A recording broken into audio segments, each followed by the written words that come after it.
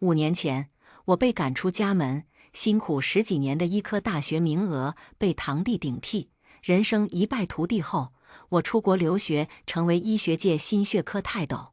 如今我回国准备报效祖国，然而却被爸妈找上门。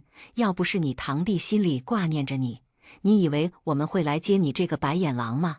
你应该感谢你堂弟，让你有了再次回家的机会。你堂弟说了，这次回去会在协和医院给你安排个合适的职位，就当是弥补之前他顶替你名额的事情了。眼前的爸妈穿着精致，神情高高在上，眼神和说话的语气跟5年前一样，视我如垃圾一般。5年前我会痛心难过，但现在我只是不屑地嗤笑了一声，不用了，我并不需要他给我安排工作。爸爸皱眉愤然一怒，你还不识好歹起来了？你知道协和医院是什么地方吗？我当然知道，协和医院院长和主任已经好几次邀请我加入他们医院了，但我目前还在考虑中。看我没有露出惊讶期待的表情，妈妈以为我不知道协和医院，便开口给我解释起来。协和医院目前可是我国最先进、设备物资最齐全的医院，普通人这辈子挤破了脑袋都进不去的。你堂弟是在那里当心血管科的医生，才有权利给你安排职位。爸爸也在一旁得意地开口：是啊，要不是你堂弟，就凭你，这辈子都进不了协和医院的门。你回家之后要跪下感谢你堂弟才行。听着他们的话，我对协和医院的好感逐渐下降。连堂弟宋清宇那样的人都敢招进来，还敢使用私权来给人安排岗位，想必医院环境也不怎么样。所以此时我想不想就拒绝了他俩。不用了，我并不稀罕协和医院的工作，你们走吧。爸妈愣了一下，皆是不可置信的神情，而我则是转身回屋，并不想理会他们，但显然他们并不想放过我。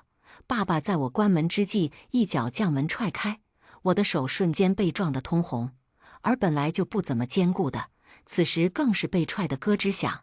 他指着房子里的灰尘和破旧的桌椅都有破口大骂：你看你住的什么地方，混得连乞丐都不如，如今让你回家是看得起你，你还跟你老子摆上谱了，你算个什么东西？我刚从国外回来没多久，前几天一直参加比赛，还没来得及收拾，落在他们眼里反倒成了我的落魄。妈妈也装模作样的关心起我。是啊，爸妈知道你这几年吃了不少苦，但这不是为了磨练你吗？不然以你之前的性子，我是绝对不可能让你在家的。他们高高在上的语气让我作呕。这些年我虽然没有大富大贵，但过得并不算差。不知道他们哪来的自信，认为我很期待跟他们回去，不想再和他们再纠缠。我冷下脸下逐客令：我不需要你们安排工作，我也不会跟你们回去，请你们马上离开，否则别怪我报警处理。说着，我拿起手机准备报警，然而没等到警察，却先等来那个抢走我人生中大部分东西，也让曾经跌入深渊的人。哥，这么多年过去了，你还在生大伯和大伯母的气吗？宋清宇穿着黑色风衣，看起来温文尔雅，但一开口就是挑拨离间。哥，你不要生气，好不好？都是我的错，你不要怪大伯和大伯母。果然，爸爸暴怒，他有什么资格生气？不就是一个大学名额吗？他身为我们宋家老大，关照一下弟弟怎么了？我他妈快吐了！从小到大都说我是宋家老大，要关照弟弟。一开始我也是真拿他当我亲弟弟，可他宋清宇又是怎么对我的？无论是吃穿还是玩具都要抢我的，哪怕他已经有了，也依然要把我的抢走。无论是闯祸还是偷东西，都往我身上推，而且每次装得楚楚可怜，仿佛他才是那个受害人。而我那好爸妈每次也都相信宋清宇的话，将我打个半死。后来我考上了医科大学，而宋清宇落榜，他又一次装可怜博同情，硬生生逼着我将医科大学的名额让给了他。我们人生互换，他也以此彻底将我赶出宋家。事到如今，我还记得那天大雪纷飞，而我只穿着一身单薄的睡衣被他们赶出家门。所以此时看着他们一家三口在我面前，一个唱红脸，一个唱白脸，我就恶心，也不再跟他们废话，直接将他们推出门，抬手就要把房门关上。看我是真的不愿意回去，宋清宇连忙改口：“哥，这些年我一直在自责，现在只要你肯回去，我就将属于你的一切都还给你，还给我。”我愣了一下，当年宋清宇是怎么费尽心思抢走我的东西，我历历在目。如今他却说要还给我。宋清宇看我停下，又继续说：“哥，如今我是协和医院心血管科主刀副医生，但我知道这些原本是属于你的，我现在就将这个属于你的职位还给你。”他说的真诚又动人，但我却很无语。且不说如今以我的能力在他那个位置上是大材小用，而且这种事哪能说让就让？一个医生手底下负责多个病人，盲目转让，那是会出人命的大事。而之前原本对我态度恶劣的妈妈，此时也突然变得温和起来。小川啊，你就跟我们回去吧，我知道你这些年受了不少委屈，回去之后妈妈一定好好弥补你。就连刚刚对我大吼大叫的爸爸，此时也沉下气。今天是你弟弟的生日，一家人就该团团圆圆的。我隐约察觉到了一丝阴谋，我还真想看看他们到底要搞什么鬼，于是便跟着他们回去了。回了宋家之后，我看到原本的大平层，现在变成了别墅。一进门就见客厅了，围了不少亲戚。看见我也跟着回来后，通向宋清宇打趣道：“我就说他会来吧，你还专门那晦气的地方跑一趟。”“是啊，那可是协和医院主刀副医生的职位，谁能舍得放弃呀？”众人七嘴八舌地说着，但我却感觉到了一丝疑惑。如果那职位真如他们说的那么好，又怎么会轮到我身上？毕竟看他们此时的样子，也并不是很欢迎我。今天是宋清宇的生日，客厅早已里拉了横幅，桌子上早已摆满了各种食物和蛋糕。这场生日宴可谓盛大。而在过去待在宋家的10几年里，我的生日则会被母亲称为她的苦难日，不对我冷也相对算是好的了。不过现在的我早已不在意，因为早在我功成名就时，我的生日就比这豪华100倍。众人纷纷围在宋清宇身边祝贺，而角落里的我看着墙上宋清宇在医科大学的各种照片，心里隐隐作痛。没能上医科大学是我一生的遗憾。爸爸却不知何时走过来，对我一脸的厌恶：“你这孩子从小就嫉妒心强，见不得你弟过得比你好。但你无论怎么嫉妒，你弟弟都比你强。小雨他如今做出的成绩是令多少人望尘莫及。小雨如今是我们的一家之主，你呀，还是乖乖听他的安排吧。”说起堂弟，妈妈一脸的骄傲，仿佛堂弟才是他的亲生儿子一般。也对，毕竟我这个亲生儿子害他当年难产，导致他以后不能再生育，所以他就彻底恨上我。而堂弟从小就没了父母，导致他母爱泛滥，从小到大有好的东西给堂弟，而对我这个亲生儿子却是彻底忽略。如果是以前听到他这么说，我肯定会伤心难过，但现在我不以为然，冷哼一声，他这话恐怕是说反了吧。我在心血管科这个领域里拿奖无数，救治过万千即将丧命的人，甚至还是心血管史上第一个隔空用仪器操作完成手术的人，成为教科书般的人物。有多少医学大能者被我惊艳？有多少初学者前赴后继想要观摩我的手术？宋清宇他一个代替别人大学名额才能考入医院的人，他算什么东西？可能是看我不服，爸爸冷言厉色：“你最好老实听你弟的话，不然别怪我再次将你赶出家门。”我想转身就走，但想到他们还有针对我的阴谋，于是又忍住了。之后饭桌上，他们所有人嬉笑着吃饭，还开了红酒庆祝，仿佛是解决了什么心头大患。我不懂他们在高兴什么，但绝对不是在庆祝我回来。因为我刚拿起筷子准备夹菜，就被妈妈一掌拍开，筷子滚落到地下。没家教的东西，谁让你碰这些的？一桌子的吃食，我却连碰都不能碰。妈妈说着，从厨房拿出几个一次性碗，里面是一些菜渣和菜汤。说来好笑，5年前我每天就是吃这些的，但此时我却再也吃不下。周围人如看戏一般的眼神让我脸色通红，尽管心里已经对这个所谓的家没有了任何期待，但此刻还是忍不住心寒。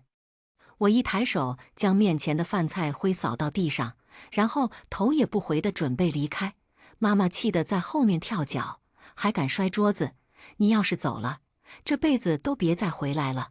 我不会再回来的，这次回来纯属是我脑子有病。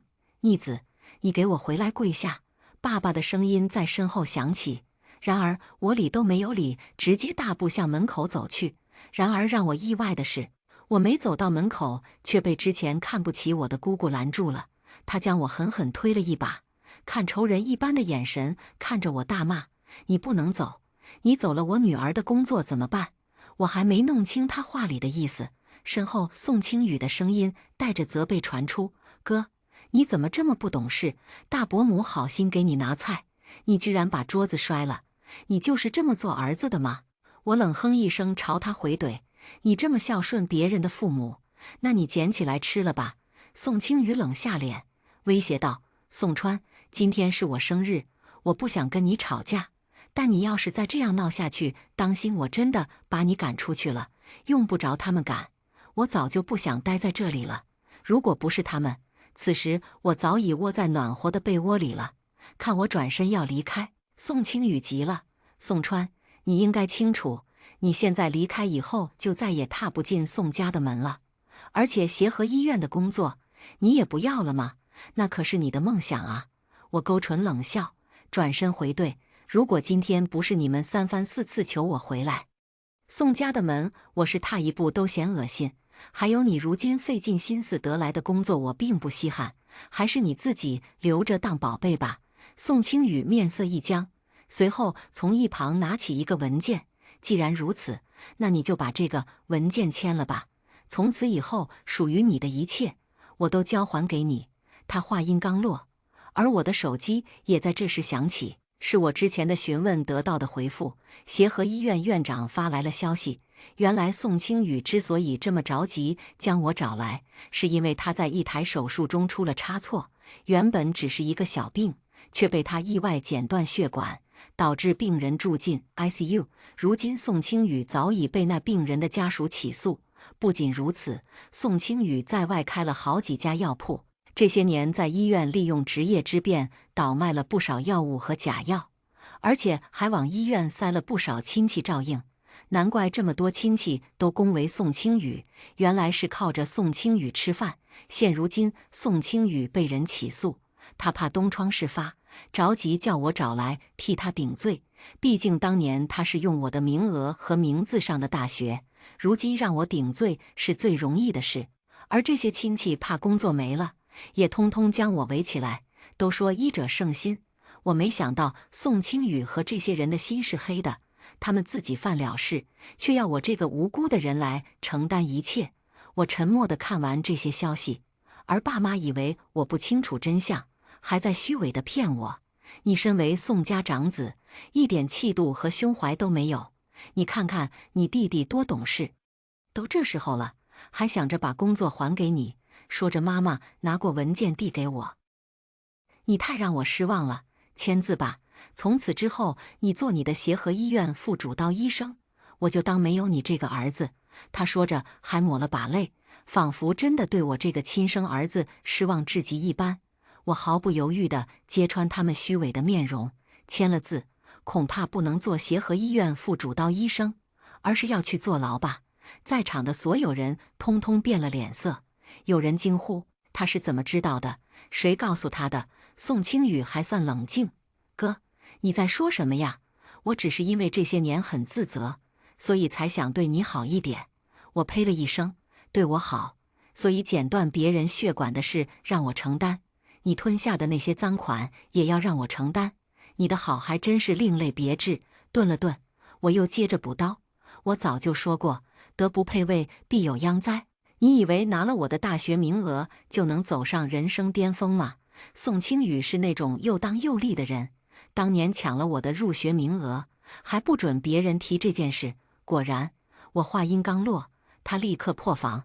你他妈还真把自己当成了个人物，要不是看你还有用，我鸟都不鸟一眼。现在你想离开也可以，先把这个签了，否则……他自信地笑了笑，转头看向周围的亲戚，一旁的姑姑立即高声开口：“宋川，你必须得签，不然宋清雨出了事，我女儿也会被协和医院开除的。”还有小姨妈也一脸不以为然：“宋川，你怎么那么自私？不就坐几年牢吗？你替你弟弟做今年怎么了？你弟弟从小无父无母，难道你不知道吗？还有人试图朝我道德绑架。你知道我家儿子为了进协和医院有多辛苦吗？宋川，你现在要是不管，他这些年的努力就白费了。”爸爸也站在宋清雨旁边，冷漠地开口：“宋川，你要是不签字，就别怪我不念父子之情，让你竖着进来横着出去。我这次回国，带着最先进的心血管重造技术，国家派了不少人才将我安全从国外接回来。此时就屋子里的这几个傻子，我又怎么会放在眼里？”我大声朝屋外高呼了一声，瞬间从门外冲进来几个带枪的人。警号！房子里的人哪见过这种阵仗，瞬间被吓傻了。而我只是头也不回地离开了这个让人窒息的地方。路上，我再次接到协和医院院长的电话：“尼伯恩先生，那个被宋清雨剪断血管的病人被下了病危通知书，现在快不行了。以国内目前的技术是救不了他的，但您在国外做过类似的手术，请您救救他吧。人我是自然要救的，不仅要救，我还要当着宋清雨的面救。”等我赶到医院时，宋清雨已经被警察带到医院，连带爸妈和之前那些亲戚也一同跟了过来。虽然宋清雨被人家家属起诉，但剪断血管这件事是医疗事故，还是人为故意的，都有待确认。而我就是确认这件事的最佳人选，也是这台手术的主刀医生。协和医院院长、副院长，还有好几个处长跟在我身旁为我开路。而爸妈他们看到我，还以为我是想通了，连忙过来拉着我的手，压低声音道：“妈就知道你是个好孩子，你放心，只要你以后不跟你弟弟抢家产，妈妈就再也不会将你赶出宋家。”爸爸板着脸，但语气软和了不少。不愧是我宋家嫡长子，知道承担责任照顾弟弟。宋清雨惨白的一张脸也逐渐缓和，但他依旧高高在上。你也还算聪明，知道坐几年牢就能进宋家的门。不过我劝你，宋家的家产你还是不要肖想了，否则别怪我再次把你赶出去。我用看傻子一样的眼神看着他们几个，而我身后的院长看他们跟我悄悄说话，不明所以，朝我问道：“尼伯恩先生，您认识宋清雨吗？他就是这场医疗事故的主刀医生。”院长的声音不大，但足够周围的人都能听到。宋清雨瞳孔猛然放大，他不可置信地抖了抖唇：“你是尼伯恩，南国最高医学研究所心血管科的那个天才？”他一脸的不可置信。我反问：“很奇怪吗？你以为当初抢走了我的大学名额，把我像狗一样赶出家门，我就会在外蹉跎一生吗？”看着他大惊失色的神情，我的心情好极了。而爸妈在听到我的身份后，从一开始的震惊到后来脸上逐渐充满了算计。距离手术还有半小时，爸妈带着宋清雨和那些亲戚闯进我的临时办公室。爸爸带着命令的语气的开口吩咐：“宋川，既然你是这台手术的主刀医生，那你知道应该怎么和众人解释这场手术事故。如果可以，你尽量想办法弄死里面那个老太婆。”他一开口，我就震惊了。到底是什么样的心态才能将杀人说得理所当然？而宋清雨在得知我的身份后，态度与之前的高傲截然相反。他亲切地拉着我的手撒娇：“哥，你不知道那老太婆有多么讨厌，整天哭哭啼啼的，而且她的家属都是一群没素质的穷光蛋，整天在病房里吃臭鸡蛋，连个礼物都不知道送。”我打断腿他的话，忍不住反问：“所以你是故意的，因为病人穷，没钱送礼物，所以故意剪断病人血管，想要报复他。我真想把他的心掏出来，看看是不是黑的。而宋清宇一脸委屈，我只是想给他点教训，想让他康复得慢一点，没想到会出事儿，我都快被气笑了。拿病人生命开玩笑，这是一个医生该有的道德和责任吗？看我不愿意，爸爸怒了：“你这个吃里扒外的东西，我们才是一家人，你怎么胳膊肘往外拐？你要是不按我说的办，你以后就不要认我这个父亲了。”妈妈也在一旁附和：“是啊，你要是不帮你弟弟，我就当没生过你。我小的时候，他们就用这招来威胁我。那时候我还会怕，还会哭，但现在我已经长大了，早已经对他们死心，跟他们一刀两断了。不过眼下的情况并不适合跟他们再纠缠，否则说不定会耽误等会儿的手术。于是我朝他们点头同意，然后准备出去。景浩，这时姑姑又扯住了我的手，脸上是与之前的冷漠完全不同的热切。小川呐，姑姑小时候还抱过你呢，你能不能看在姑姑的份上，帮你妹妹升个岗位？小姨也推搡着走到我眼前：“小川呐，你也帮帮你弟弟，当助手真的是太辛苦了。你帮他调到药剂处，他们贪婪的开口，不是要求升职就是加薪。”我一一记住他们口中那些人的名字，然后面无表情地离开。临近上手术台时，我朝一旁的院长开口：“等会儿我手术时开直播，向各大医疗平台实时传播手术过程。”院长一听，立刻眉笑眼开，连忙点头称好。毕竟这是国内第一例心血管修复手术，有了这次直播，可以让更多的医者学习钻研，可谓是国内医疗界的一大进步。进手术室前，爸妈又拉着我，不停地在我耳边嘱咐：“你进去随便装个样子就行了，可千万不要真把那老太婆给治好了。进了手术室，你千万不要跟别人说是你弟弟故意的，否则那家人肯定会讹上你弟弟。”我当然不会说，因为我早已经开启了直播，到时候业内专业人士自然会看出他是不是故意的。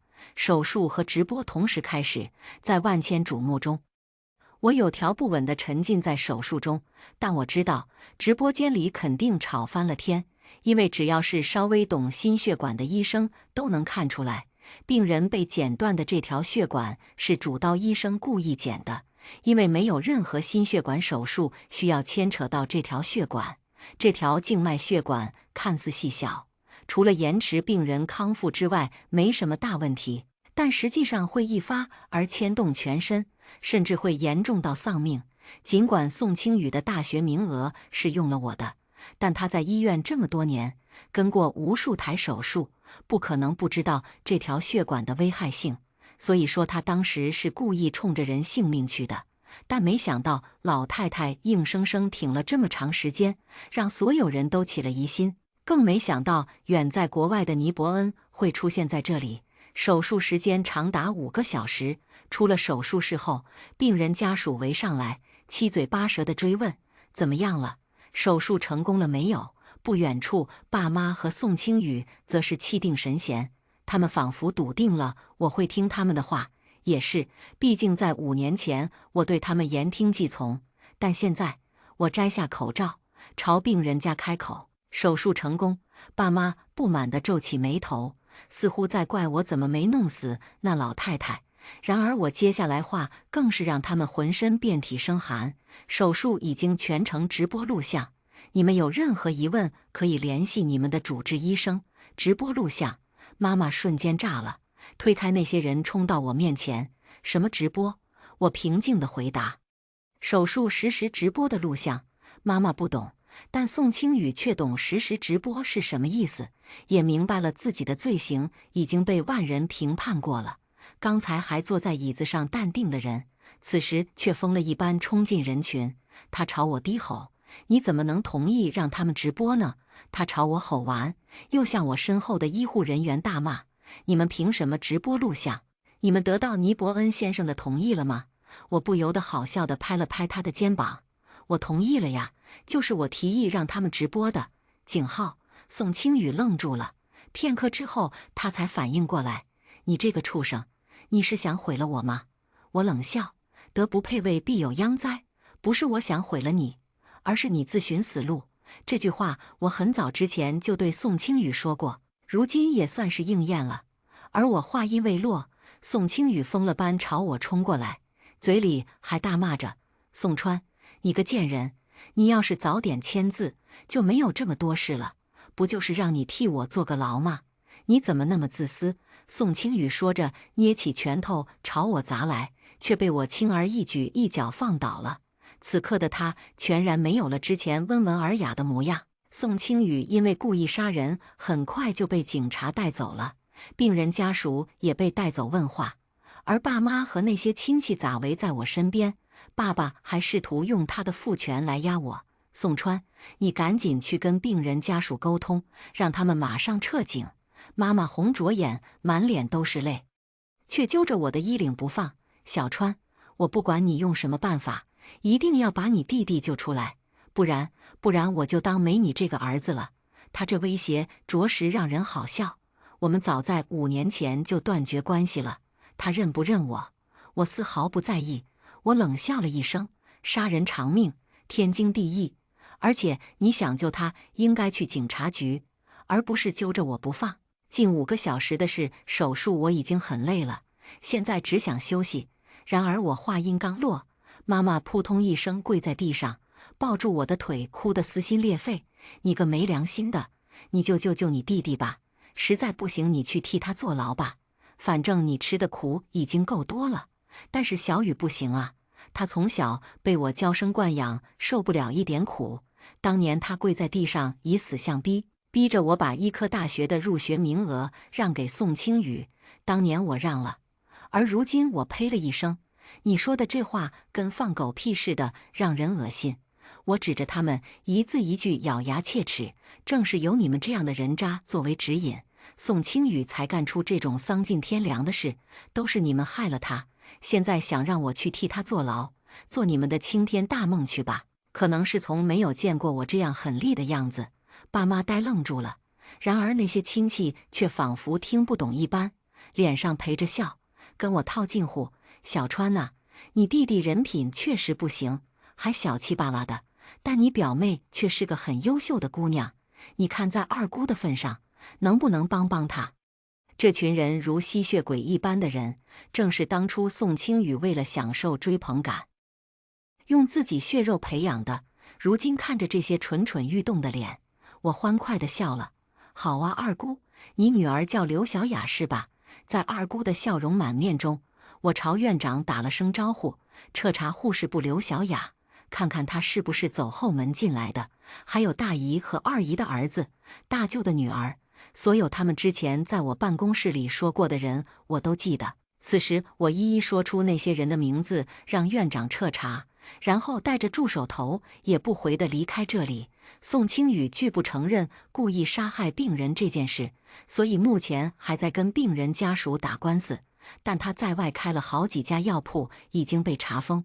这些年倒卖了不少药物和假药的事情也被查出，而我也没有闲着，直接找了个侦探挖出宋清宇这些年的黑料，其中包括他前女友为他打胎、去洗脚城嫖娼等等之类的。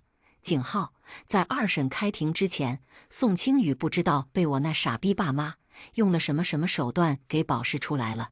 他出来的第一件事就是来找我：“宋川，我再给你最后一次机会，只要你替我坐牢，我答应你宋家的家产分你一半。”宋清宇带着爸妈将我堵在家门口，尽管他声嘶力竭，但我能看出他此时即将在崩溃和爆发的边缘。而爸妈此时再也不复往日的高高在上，妈妈的眼睛已经哭得红肿：“小川，你赶快同意呀！坐几年牢就能分得一半的家产，你知不知道这是多么划算的事？”爸爸的头也白了一圈，他低声朝我哀求：“小川，你就答应了你弟弟吧。当年你叔叔婶婶正是因为吃了爸爸自制对药才会死，如今就是让你去替他坐个牢而已，又不是要你的命。这些都是我们家欠他的呀。”原来如此啊，但和我有什么关系呢？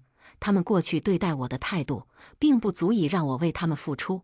而且早在我被赶出宋家的那一刻，我就和他们没有任何关系了。我直截了当地拒绝了他们的要求。然而下一刻，宋清宇却直接掏出一把刀：“你个贱人！你们全家都是贱人，没有一个真心为我好的。既然你不同意，那你就去死吧！”他说的朝我冲过来，然而没近我的身，就被一直在暗中保护我的人一枪打落了刀。这一下，宋清宇彻底坐实了杀人的罪名，被判15年有期徒刑。而他在法庭上交代了爸爸当年自制的药害死叔叔婶婶的事。他因为良好的态度被减刑1年，而爸爸却被判了10年有期徒刑。法庭里，他们当场反目，爸爸大骂他是养不熟的白眼狼，宋清宇也毫不客气地反击：“总比你们2个被猪油蒙了心的傻子好。为了一点利益，连自己儿子都可以出卖，你们就该老无所依，死大街才对。”又毫不留情地交代，他贩卖假药的事情是受了妈妈的指导和挑唆，而且还有好几家药铺是用妈妈的身份证办了营业执照开店。宋家那些亲戚，其中好几人都参和了贩卖假药营私的事，最终他们通通入狱。还有好几个走后门进入协和医院的人也被开除。医院里，院长再三和我保证，经此一事，上面已经彻查了所有医疗人员的性格和品性，连带着入职详情也彻底查了。那些连根带泥的关系已经被彻底拔出。相信从此以后，底下那些人一定会安安分分的。尼伯恩先生，请您放心，我们一定会为您塑造一个合适的上班环境，请您一定要来我们医院呐。爸妈入狱那天，我亲自去看望了他们，隔着一层玻璃，我能看到他们一脸的后悔。儿子，原谅爸妈的不称债，你放心，等爸妈出来之后，一定会对你好好爱你的。到时候咱们一家3口好好过日子。他们说了很多愧疚的话，又给我承诺了很美好的未来，但我一句也没有回应。在那些独自舔舐伤口的夜晚，所有的痛苦和委屈都被咽进了肚子里。在一次次手术和实验中，我的心态逐渐平和。最后看着那些经历过死亡而又康复的病人，我所有的恨和不甘也都已经放下了。我早已经释怀，现在我即将奔赴自己的康阳大道。接下来，我们进入第2个故事。父母秉承着穷养儿子、富养女儿的道理，长期吃不饱，导致我患上严重的胃癌。父母不给我1分钱去治病，却能拿出10万块给妹妹去美容院做一次脸。我躺在病床上，想要打1针止痛针，父母都觉得我矫情。你这不过是小病。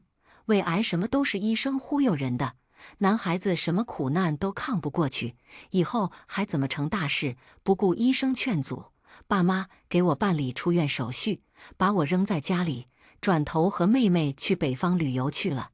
临死前，我看到妹妹朋友圈炫耀父母给她买下一座游轮。重生后，爸妈公司破产，老了我每个月给200生活费。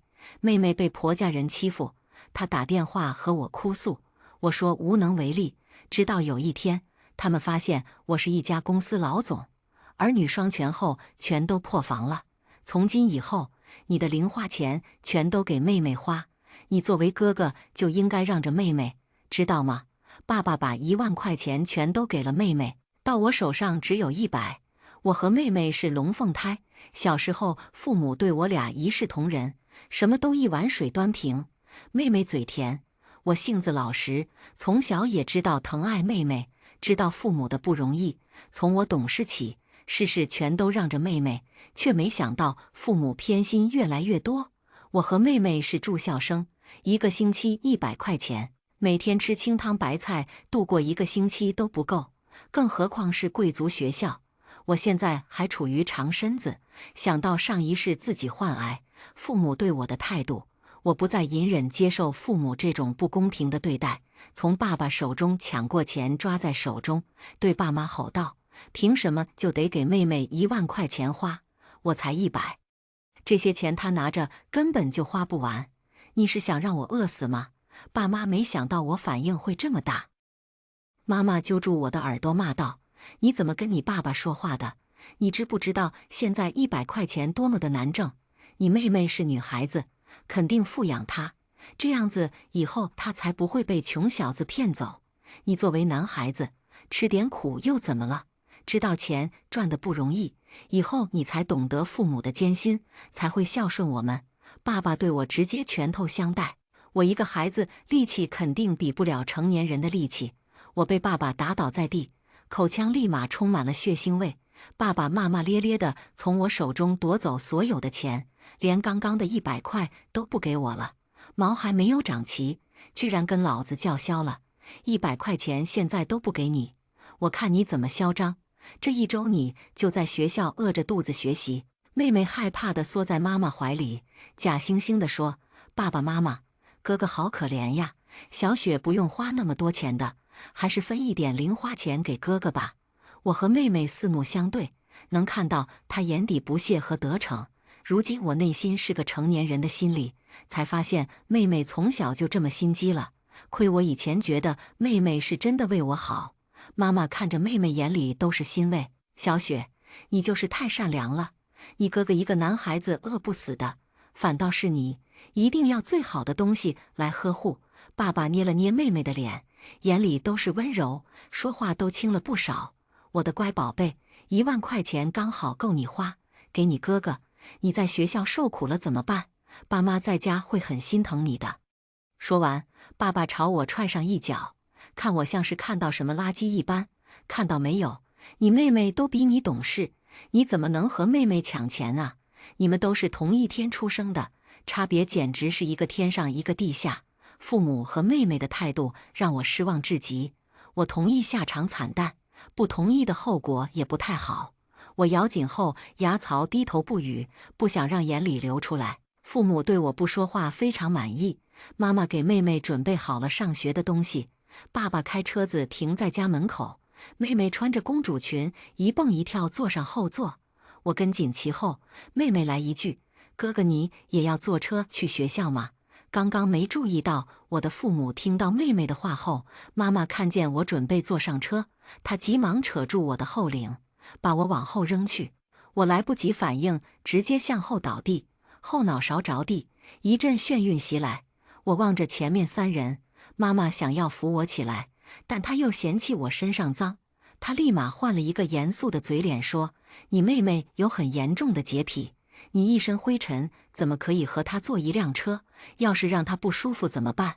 爸爸坐在主驾驶，冷眼看着我说：“男子汉大丈夫，坐什么车子？趁着现在还有点时间，你走路去学校，锻炼锻炼身体。”妹妹又在这个时候插嘴道：“爸爸妈妈，我不嫌弃哥哥脏的，我可以忍受。”妈妈关上车门，说：“小雪，你就是太善良了。你哥皮糙肉厚，哪能和你坐一起？”老公赶紧送女儿去学校，再晚等会就迟到了。我撑起身子，看着渐行渐远的车位，冷笑一声。妈妈抱胸冷冰冰看我一眼，说：“笑什么笑？还不赶紧收拾走路去学校？你是想迟到让老师全校批评你吗？”她完全不关心刚刚我有没有撞坏脑袋。骂完把我留在门口，把我的书包扔出来后重重关上大门。在他关上门的那一刻，我伤心的表情变成毫无情绪的脸。余光中，我看到隔壁刘姨正偷偷录下我们家的一切。刚刚我就是故意上车，让爸妈对我恶语相告的。我站起来，拍了拍身上的灰尘，捡起书包，经过刘姨家门口。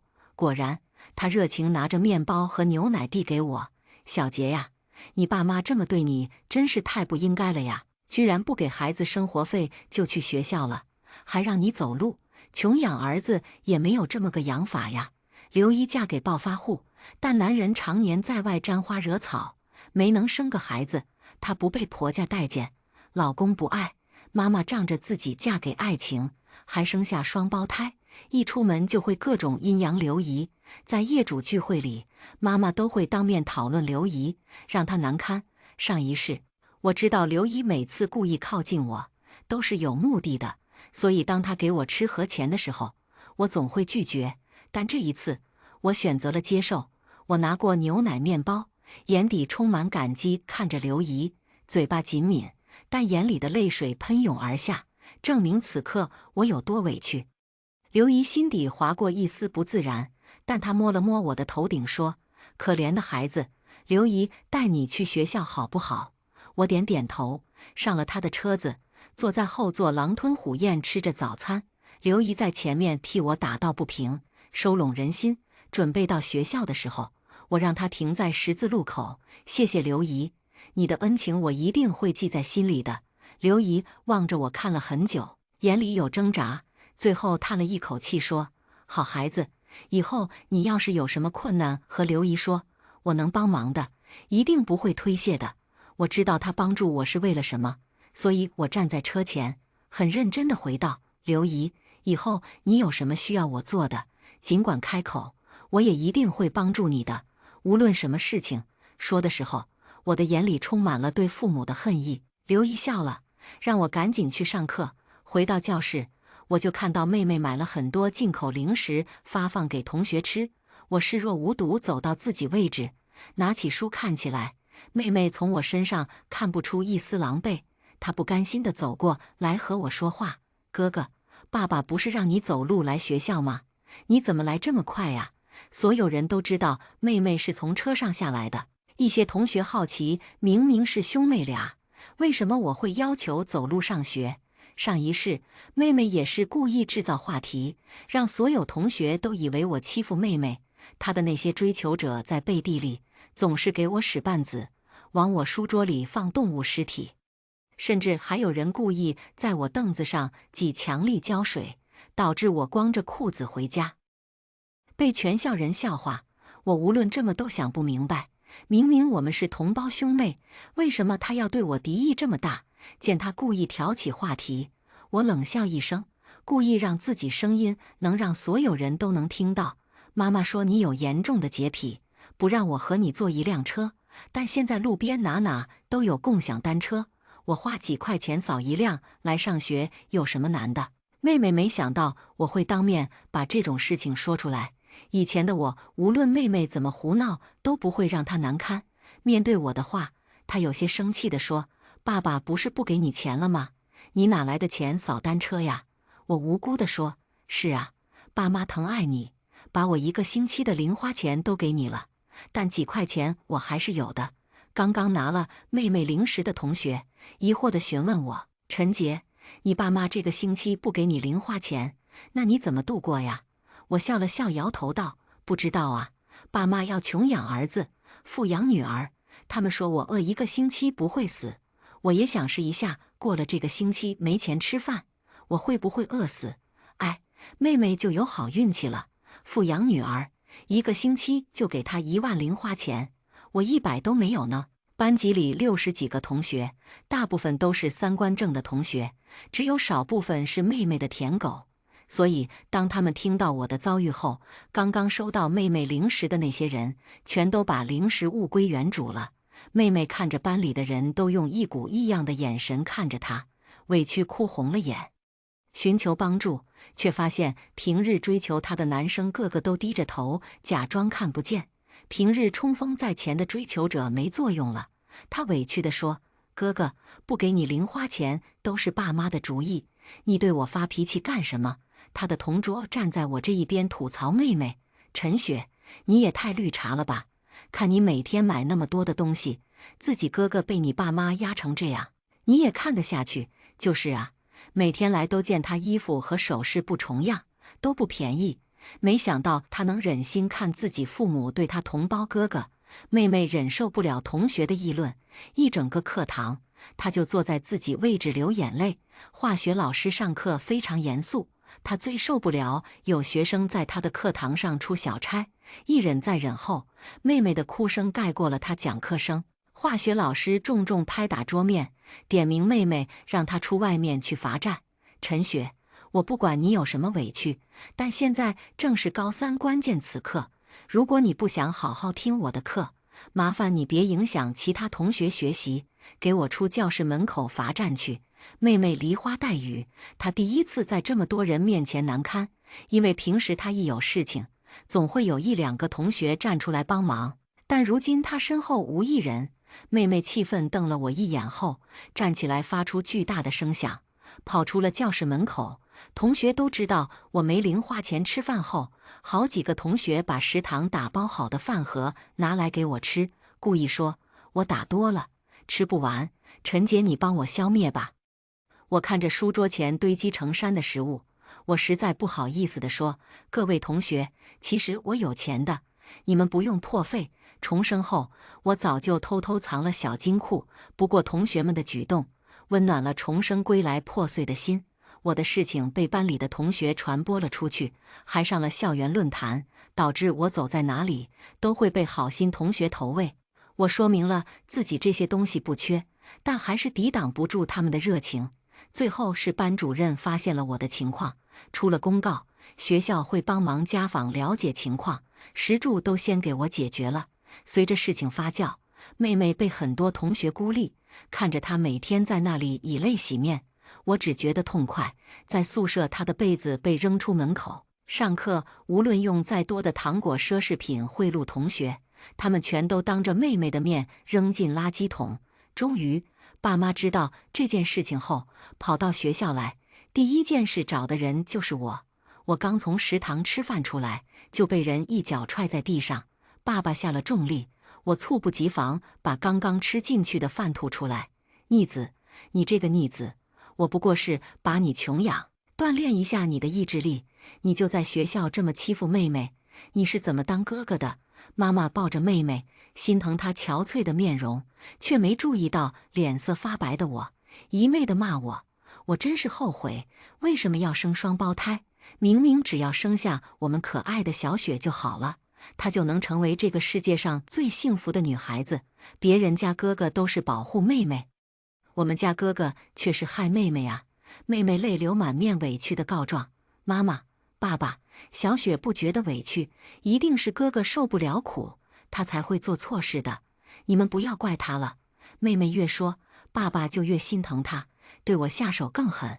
我好不容易站起来，爸爸又一脚踹在我的后背，把我压在地上，用拳头狠狠地在我身上招呼。身上的疼痛让我忍不住尖叫起来，有几下子我的太阳穴被打，我差点就要被打晕过去了。要是再被爸爸打下去，我会被打死的。心下一狠，手上捡起一块石头，打算鱼死网破。突然，周围所有的同学全都冲过来，学校进坏人了，歹徒放开陈杰，学校打人了，快点报警啊！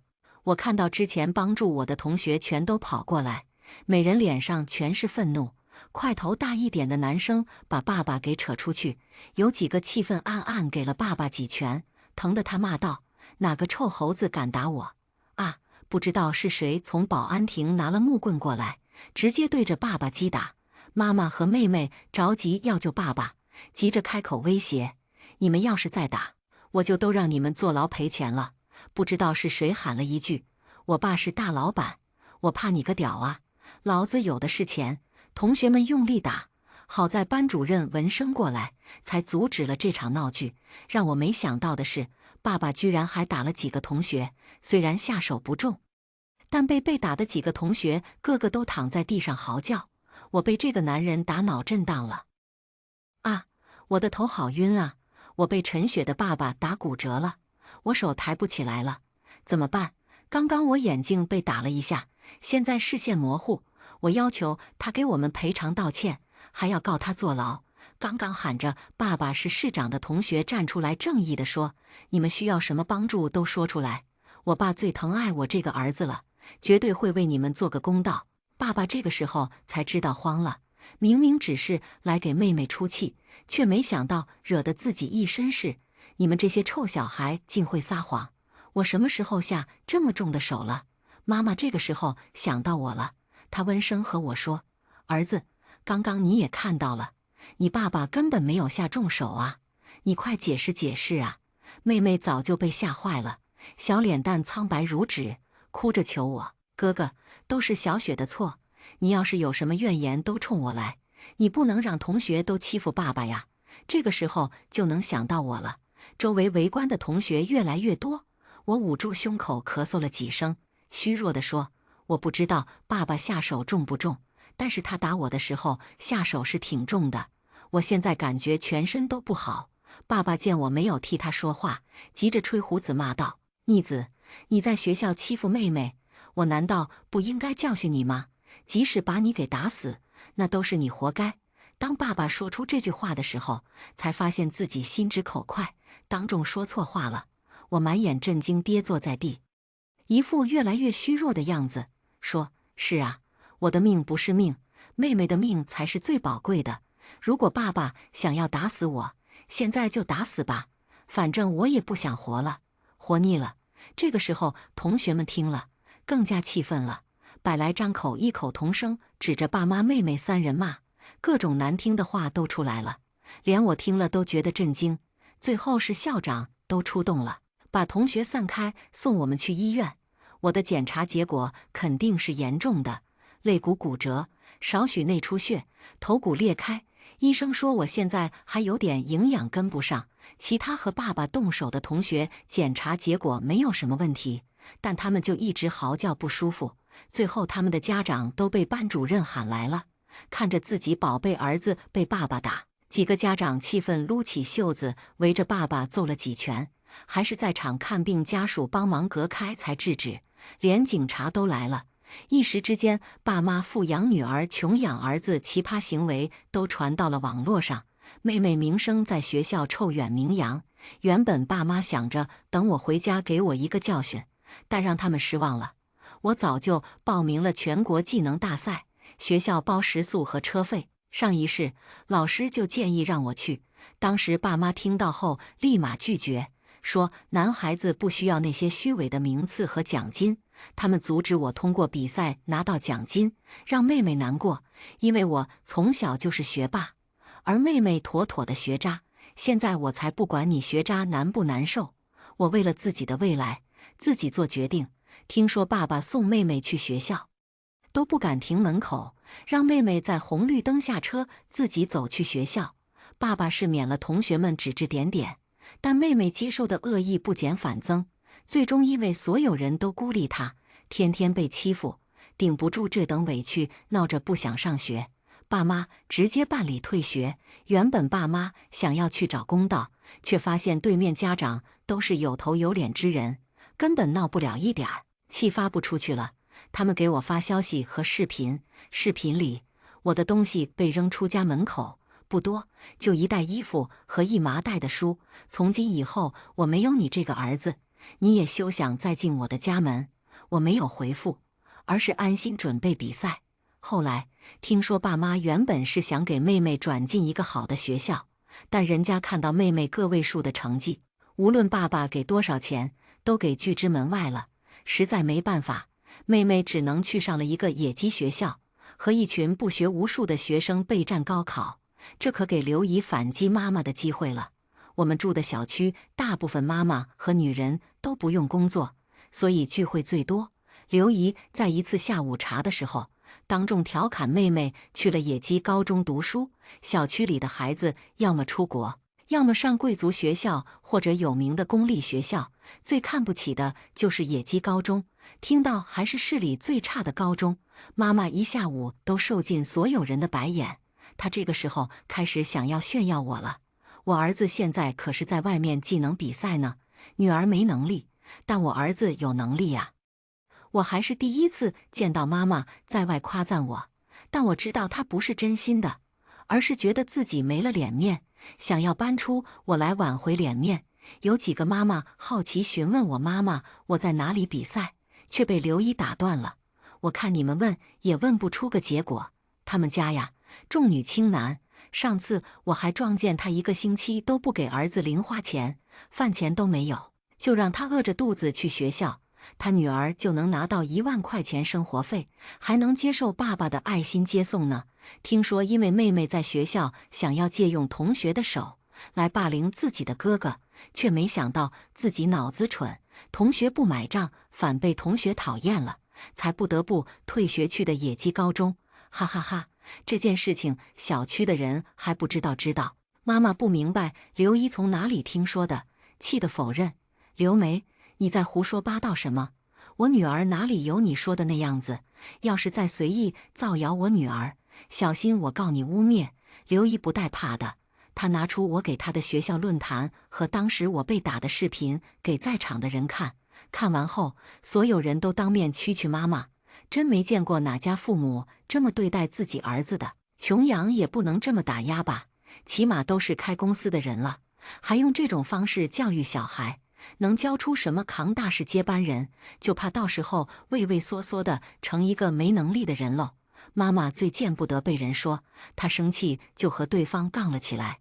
我们家怎么教孩子，那也是我们的事情。有你什么事情啊？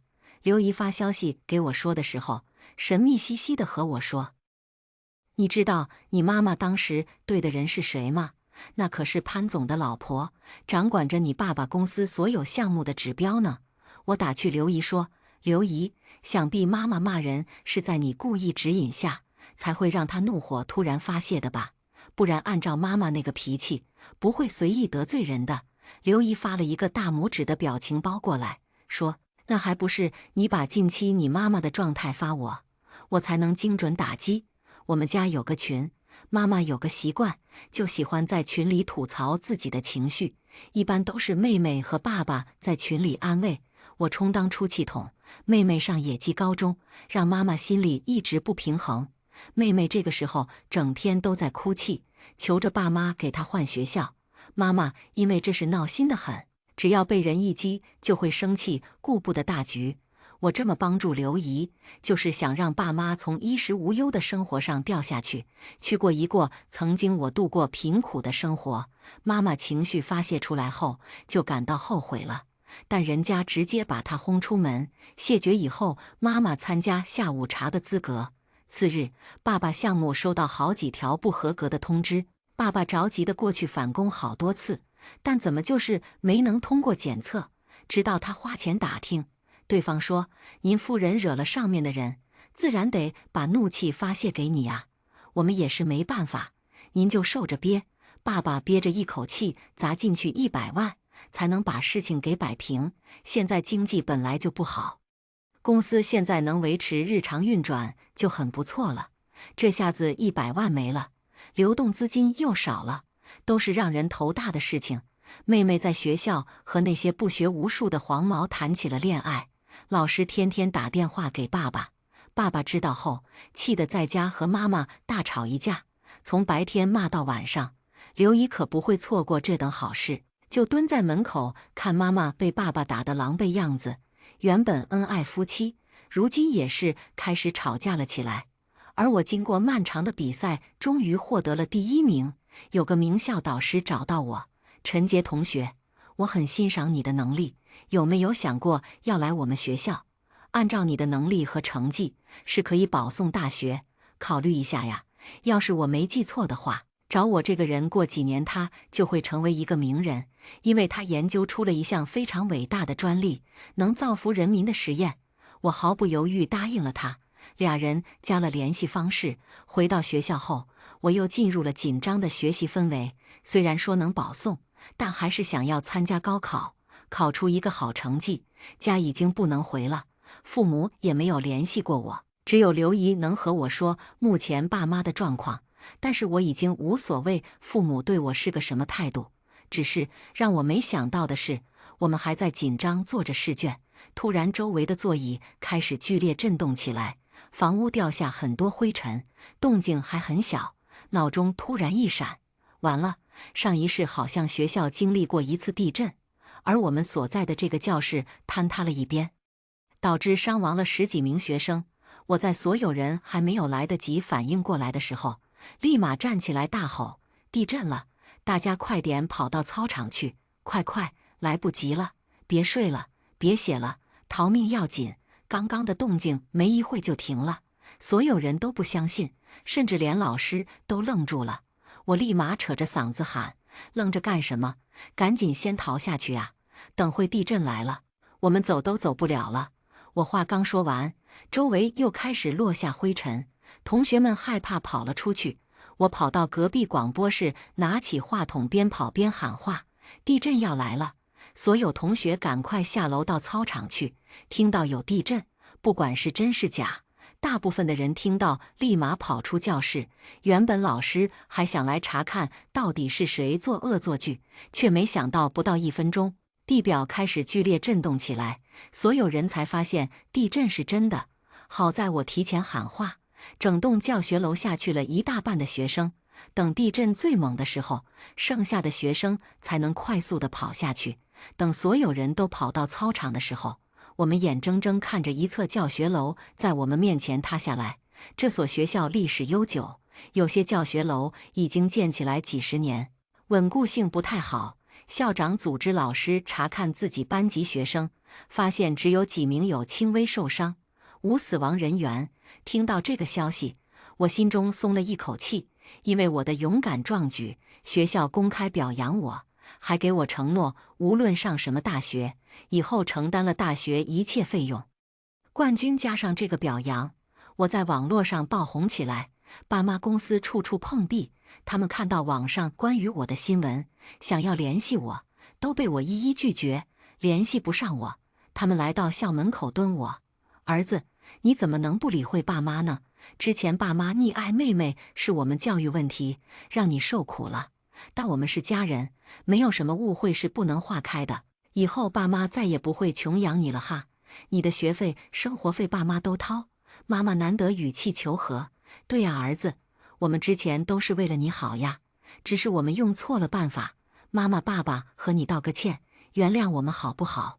我说：“现在不用你们出钱给我读书了，学校帮忙出呢。”爸妈立马改口说：“那以后你想买什么，跟爸妈说，这一次都会满足你的。”望着讨好我的父母，我同意和好。回了家里，妈妈特地把我只有1张床的房间都安装上了衣柜、空调，还让人刷上我喜欢的蓝色花纹，破烂窗帘也换成了遮阳又美观的窗帘。儿子，要是哪里不满意，就和妈妈说，知道吗？妈妈让人给你改。听着妈妈的话，要是在以前，我一定会感动到哭，但如今心里毫无波澜，面上笑道：“我喜欢欧式金灿灿的风格，我不喜欢这种幼稚的装修，你可以都给我重新换完吗？房间里每一样东西我都不爱。”爸爸过来听到我的话后，忍不住想要骂我，被妈妈给拦下了。他给了爸爸一个眼神，然后笑着和我说：“好好，那就委屈你先住着。过2天妈妈给你安排。”我立马拒绝说：“我不要过2天，我就要现在弄。看我不高兴了。”妈妈拿起电话联系装修公司，按照我的要求请工人过来。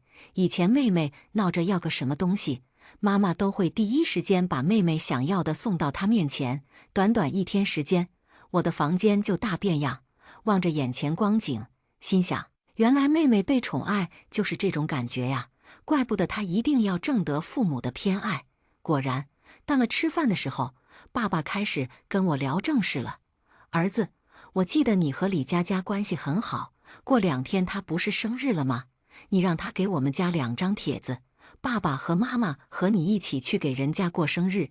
上一世，因为父母穷养的思维导致我内心自卑，每天不敢和同学交流。但这一世，我和同学关系很好，我早就收到李佳佳生日会的邀请，她给了我4张邀请帖，只是我没拿出来而已。所以面对父亲的请求，我沉思几秒后说：“这不太好吧？人家生日会，你们去能干嘛呀？”爸爸听了想打我，但强忍怒火，笑着和我说：“这不是我们家公司最近运营出现了问题，你就帮爸爸一回，等公司正常运营了，你想要什么，爸爸都给你，怎么样？”我答应道：“成交。”我是等到前1天才给的邀请帖。爸爸和妈妈出现宴会，哪有给李佳佳过生日的心？目标直奔李佳佳父亲，聊了很久，又是送礼，才勉强把事情给办妥了。爸妈松口气的同时，没注意到李佳佳父亲不爽的脸色。家里公司前期名声不好，导致业绩下滑，爸妈每天都过得焦头烂额，还要应付我突然想要的东西。我要房子豪车全款买下，一开始他们不愿意，还想拖着不给买，但我被保送大学，高考还是状元的消息传出来后，爸妈不仅给我买了房子和车子，还举办一场升学宴来邀请合作伙伴，想以此来和商业伙伴谈合作，拿我升学宴当做一个跳板。从那之后，父母的心都在我的身上，而妹妹早就被他们忘得一干二净。再见到妹妹，是被警察通知去派出所接她回家。妹妹和一个黄毛在一起，黄毛每天无所事事，总爱带妹妹去飙车，团队越来越壮大，被警方关注了。这一次，妹妹照常和黄毛去飙车，被警方抓住控制教育。看着堕落的妹妹，我心里隐隐兴奋起来。上一世，妹妹一路顺畅，花钱上大学，毕业出来就进爸爸的公司上班，从没吃过社会的苦。现在不一样了，妹妹的高考成绩只能去读技校，但她觉得自己去了就是降低自己身价，闹着爸妈送去国外读书。面对妹妹无理取闹，爸妈不再溺爱，断了她的卡，任由她自生自灭。我也是从这个才发现，父母是个非常现实、自私自利的人。派出所捞人是我去的，警察一开始看我也是个孩子，不愿意让我把妹妹接走。但妹妹一听到爸妈，就气呼呼地说：“我才不要他们来管我，我没有那样子的父母。”她以为自己闹，爸妈还像以前那样子哄着她，一直到晚上，爸妈都没出现。最后警察没办法，用警车送我们回的家。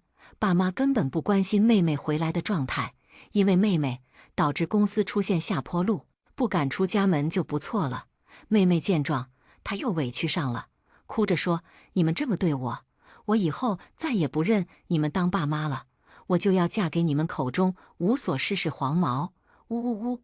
妹妹想要以此来得到曾经爸妈的溺爱，但如今我的价值比妹妹更大。面对妹妹的决心，爸妈一致态度：既然你那么喜欢和黄毛玩，那从今以后我没有你这个女儿。妹妹从没这么被敷衍过，她赌气坐上了黄毛的电驴后座，却没想到她这一走，再听到消息就是怀孕了。爸妈嫌丢人，就把妹妹所有联系方式给拉黑了。只有我好心说一句：“妹妹和黄毛在一起是没有前途的。”妹妹回了一句：“我的人生我自己掌控，不用你来教会我。”看着妹妹走了和上一世不一样的人生，我开始拭目以待起来了。我偷偷把爸妈给我买的房子、车子都卖掉，折成现金，存进自己的卡里。上大学的时候，我就自己开了一家小工作室，主要做游戏编程，开发小游戏。一直到大4那年，家里公司宣布破产，为了还上债务窟窿，爸妈不得不卖掉所有房产抵债。妈妈平时的奢侈品也都当掉，家里破产了，我也就变得低调起来，每天简单1日3餐，衣服就几套。在爸妈眼里，我又回到了穷孩子的身份。见我因为家庭中落，没有颓废，爸妈异常骄傲地说：“当初穷养儿子就是对的。现在家里虽然破产了，但只要儿子不颓废，努力生活一天，未来总会有翻身之日。”回到爸妈租的简陋屋子，吃着清淡食炒蔬菜，没有肉，我也能吃能睡。但他们不知道的是，其实现在的我早就身价过千万了，只不过我想偷偷自己富有罢了。毕业后，我的工作室扩大，注册了公司，对父母说找了一份1个月3000的工作，每次吃完饭在家住1晚就离开。其实我早就买了一栋别墅，和我的领证老婆住在一起了，但我偷偷结婚的事情，没有一个人知道。父母都以为我还单身，每次他们都会打电话问我：“儿子啊，你啥时候才能混出头啊？”我会说：“爸妈，现在社会工作不容易，老板现在刚给我涨了500工资，这个月先给你们200生活费，你们省着点花哈。”妹妹远嫁黄毛家，生完孩子后，知道现在父母过得惨淡，只要父母电话打到他那边要钱，就会被妹妹张口就骂。久而久之，爸妈和妹妹变成了仇人。我孩子都生了2个后，年迈的爸妈对我每个月还给200生活费不满。我说：“老人家家花那么多钱干什么？现在赚钱那么难，我都自己生活不下去了。200块钱掰着花。妈妈不再是光鲜亮丽的女人，被生活搓磨成了老太婆。爸爸年轻的时候经常应酬，如今身体开始虚胖，脂肪肝、高血压、肾结石各种慢性病都上来了。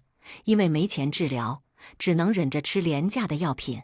妹妹因为生了3胎还是女孩，被婆家人欺负，她打电话和我哭诉。我说婆家不如娘家，你在那边得孝顺丈夫和公婆，我帮不了你一点儿。妹妹崩溃道：他们都要我生男孩，现在每天都逼着我干一家人的家务活和1日3餐，我照顾孩子还要上班。哥哥，我知道错了，我想离婚，你来把我带走好不好？我说妹妹，这可是你的选择呀，哥哥如今过得也拮据，没有办法哦。妹妹生气地说：你不是高材生吗？你那么聪明，为什么过得不好？你骗人！是啊，妹妹的疑虑，爸妈也会有。每当爸妈询问我，儿子，你一个大学生出来这么多年，为什么还混得一个月4、5千的工资？我会用各种每年大学生毕业多少，大学生不值钱给爸妈洗脑。渐渐的，他们接受了我们家就这样子的事实。直到有一天，爸妈在电视上看到我公司老总的视频，身价上亿，平时住在别墅区，有1儿1女和漂亮的老婆。发现自己被骗了之后，爸爸气火攻心，脑出血，当场死亡。妈妈拖着干瘦的身子来找我要个说法。如果没有我的授意，他是见不到我的人。